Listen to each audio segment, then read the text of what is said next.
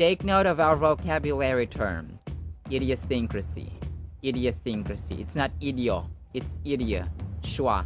Idiosyncrasy. Ang idiosyncrasy mga sombreros ay noun. Ito po yung tawag natin sa medyo kakaibang pag-uugali or behavior or thinking ng isang tao. No, hindi siya normal, no, uncommon siya or unusual. Sa akin, yung idiosyncrasy ko, pinaghahalo ko yung pagkain tapos kinakain. For example, yung tinapay, lalagyan ko ng ketchup, lalagyan ko ng toyo, tapos kakainin. Tapos yung pansit lihon, lalagyan ko ng gatas, no, ganun po. Kayo, share ko lang naman.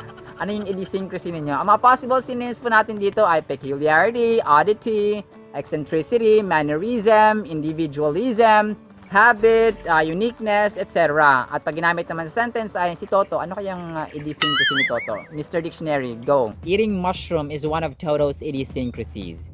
Idiosyncrasy. Konting kaalaman mga sombreros, nabanggit ni Mr. Dictionary ang mushroom or kabuti. Ang mga kabuti mga sombreros or mushroom ay hindi kabilang sa kingdom Animalia, hindi rin kabilang sa kingdom Plantae. Sila po ay fungi na madaling namamatay. Minsan 24 hours, 3 days, wala na, patay na sila.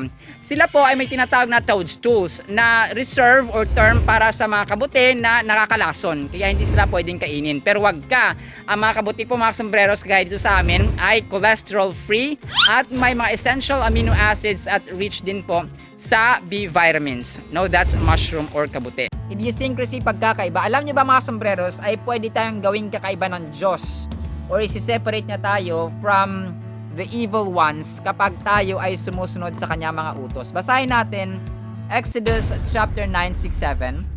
Kinabukasan, ginawa nga ni Yahweh ang kanyang sinabi at namatay ang lahat ng hayop ng mga Ehipsyo. Ngunit kahit isa'y walang namatay sa hayop ng mga Israelita. So that's one fact, no? Ginawa niyang parang sineparate niya, no? Ginawa niyang kakaiba ang sitwasyon ng mga Israelita. Namatay ang lahat ng hayop pero yung kanila hindi. At nang patingnan ng Faraon, wala ngang namatay sa mga hayop ng mga Israelita. Ngunit nang magtagas pa rin ito at ayaw pa rin payagan ang mga Israelita. Exodus 9:24-26, sabi dito, malakas na malakas ang pag-ulan ng malaking tipak na yelo at sunod-sunod ang pagkidlat. Ito ang pinakamalakas na pag-ulan ng yelo sa kasaysayan ng Ehipto or Egypt.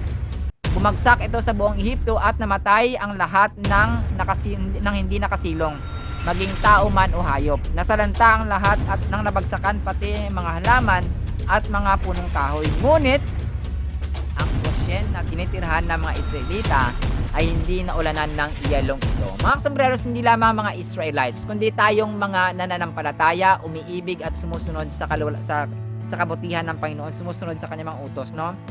It doesn't mean na hindi ka Israelita o hindi ka taga-Israel, ay hindi ka niya pwedeng gawin kakaiba. Kayang-kaya niya mga sombreros. All we need to do is have faith, believe in Him, accept Him as our Lord and Savior, at papasukin siya sa ating buhay, mahalin siya ng buong puso, kaluluwa, lakas at isipan, and boom. Alright, so let's read, love, and obey what's in the Bible. Vocabulary term for today is emulate. Emulate. Ang emulate sa parts of speech ay verb. Ang ibig sabihin po nito ay sinusubukan mong gayahin ang isang tao because you admire them or gusto mo lang talagang mangopya or gayahin. At ang possible synonyms po nito ay imitate, impersonate, or mimic. At pag ginamit naman sa sentence ay give it up, Mr. D. Kids can actually silently emulate the behaviors of people around them. Emulate. Vocabulary term for today is filthy. Filthy. Ang filthy sa parts of speech ay adjective. Ang ibig sabihin po nito ay sobrang dumi, sobrang dirty, or unpleasant. Ang possible synonyms nito ay gross, dirty, etc. At pag ginamit naman sa sentence, give it up, Mr. D. We shall hate filthy languages. We shall hate filthy languages. Filthy.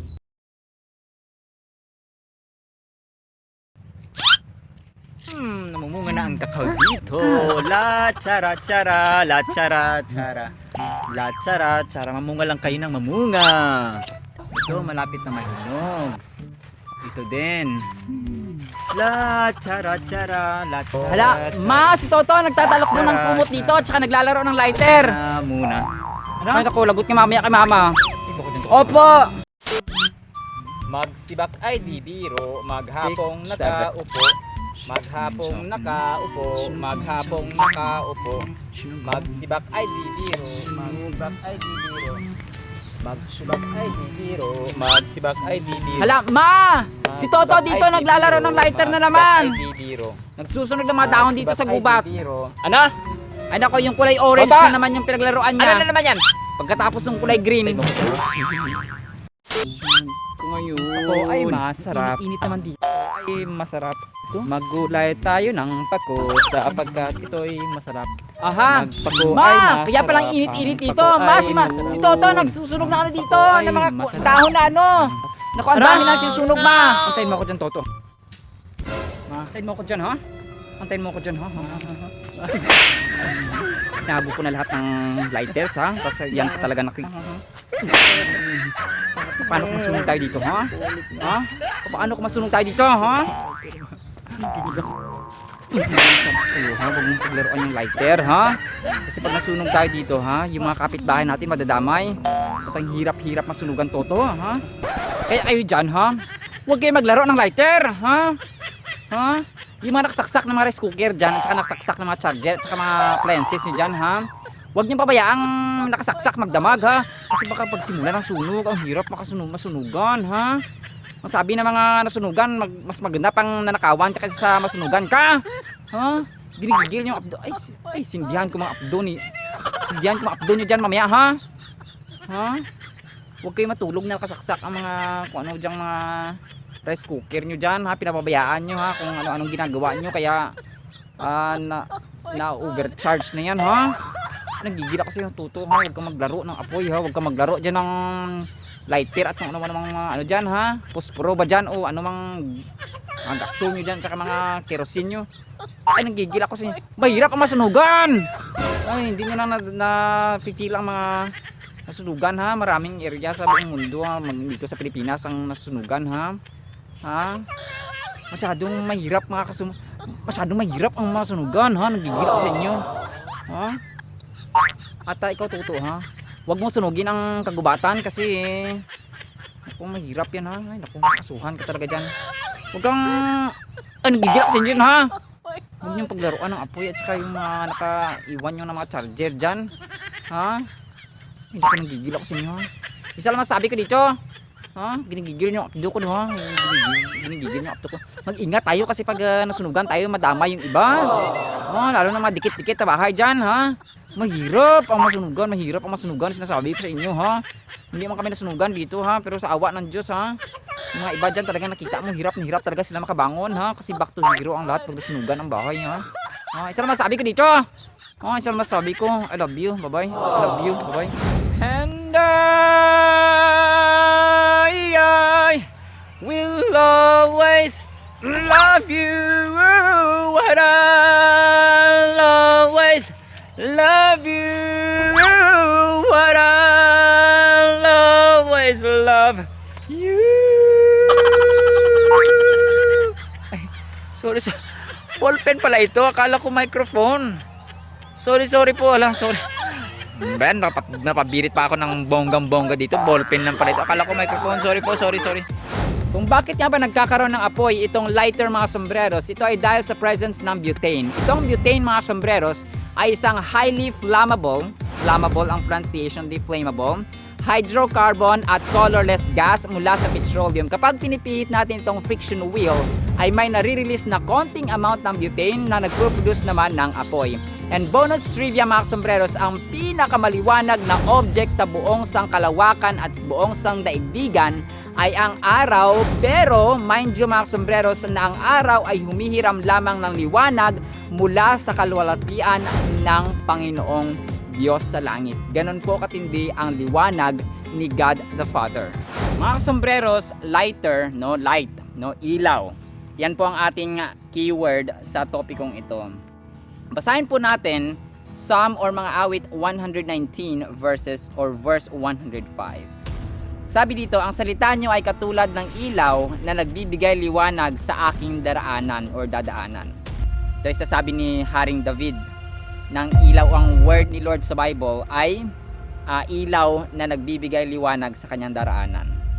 Basahin pa po natin 1 John chapter 1 verse 5. Sabi dito, ito ang mensaheng narinig namin mula kay Hesukristo at ipinahayag naman namin sa inyo. Ang Diyos ay liwanag at sa Kanya walang anumang kadiliman. Makita po natin mga sombreros na ang salita ni Lord at siya mismo ay iisa, no, nagbibigay liwanag, ang ilaw. Basahin pa po natin last verse po, John chapter 8 verse 12. Sabi dito, muling nagsalita si Jesus sa mga Pariseo. Sinabi niya, ako ang ilaw ng sanlibutan. Ang sumusunod sa akin ay magkakaroon ng ilaw sa kanyang buhay at di nalalakad sa kadiliman. Ang sinasabi ni Lord dito mga sombreros, ang salita niya at siya ay iisa, no? Siya ang ilaw. Ang kanyang salita ay ilaw na nagbibigay ng liwanag sa mga taong hopeless, nagkakaroon ng trouble sa buhay, nagkakaroon ng pighati at kahirapan sa buhay, at higit po sa lahat yung mga taong nabubuhay sa kasalanan. Yung hindi po literal dito na nabubuhay sa kadiliman, mga bahay nila madilim, yung buhay nila madilim. Ibig sabihin po nun mga sombreros ay yung mga tao pong nabubuhay sa kasalanan na wala silang Diyos. May mga tao kasing alam nila, kilala nila ang Diyos, or alam nilang may Diyos, but they don't exercise or they don't act the way yung purpose ni Lord sa buhay nila. May mga tao pong ganun, hindi po natin nila lahat. Pero ganun po, ang mahirap po kasi sa generation natin ngayon, maging sa generation naman noon, ay alam nila na mali yung ginagawa nila, but they still do. Kapag wala kang panahon sa Diyos, kapag wala kang time sa devotion, sa prayer, sa pagbabasa ng word ni Lord, it's actually a life na nabubuhay ka sa kadiliman without knowing it. Yun po ang mahirap mga sombreros sa mga taong bukas yung mga mata pero yung isip nila at saka yung pananampalataya ay sarado. Mahirap po yun kasi kapag tayo ay meron pong pananampalataya, pananalig at tunay na pag-ibig sa Diyos at pagsunod sa Kanya, ay alam mo yun, mahirap or talagang parang ayaw nating magkasala at ayaw nating matapos ang isang araw na wala tayong panahon para sa Kanyang salita, sa Kanyang sa prayer, no? Ilan na lang kaya sa atin ngayon ang talagang nagbabasa ng Biblia, no? Parating ko sinasabi na ang Biblia po ay hindi para sa banal. Ito po ay para sa atin, para sa ating mga makasalanan, because we need a Savior, we need a guide, and that is, ito po sinasabi ni Lord dito, si Haring David nagsabi mismo na kahit na siya hari ng Israel, no, parang presidente ang equivalent nito, ay siya mismo nagsasabi na ang ilaw niya, no, ang ilaw niya ay katulad ang salita niya ay parang ilaw na nagbibigay liwanag sa kanyang daraanan. Tayo mga sombreros, literally kapag madilim ang ating dinadaanan, we need a light, we need some spark, no, we need some ilaw para hindi tayo matisod, hindi tayo matumba, hindi tayo madapa sa ating dinaraanan. And that same goes with every single life na meron po dito sa mundo. Dapat po magkaroon po tayo ng, alam mo yon, desire. It's a decision kasi hindi pwede na gusto mo lang ngayon mag-serve kay Lord o gusto mo lang kilalanin pa siya, gusto mo lang mahalin siya ngayong araw and then bukas hindi na. It's actually a lifetime decision. Kapag gumawa ka ng desisyon na I want to follow Jesus, I want to love Him, obey Him, obey His word, ay kalakip nito yung pagsunod sa, alam mo yung pagmamahal sa kapwa, no, pagmamahal sa pamilya, pagmamahal sa kaibigan, no, maging pasensyoso, maging masaya sa kabila ng kahirapan, maging hopeful at maging faithful pa din kahit anong mangyari. Ganun po ay kalakip po nun, no? Maraming mahirap pero ang assurance ni Lord ay hindi niya po tayo pababayaan kapag tayo po ay sumusunod sa kanyang mga utos. And yun, gawin nating ilaw parati mga sombreros ang salita ng Diyos at ang kanyang guidance, ang kanyang counsel at maging at higit po sa lahat mga sombreros yung kanyang salita talaga, kasi sa generation ngayon people wanted to have material, parang literal na nakikita at nababasa. So that is the Holy Bible. And if we believe that God is true, then we believe also that the Bible and the scriptures are true. Buhay ang kanyang salita, buhay ang kanyang presensya, so buhay ang kanyang pag-ibig para sa atin mga sombreros. That is why we need His light. We always desire and always wanted to have that life shine in our life mga sombreros. Yun lamang po.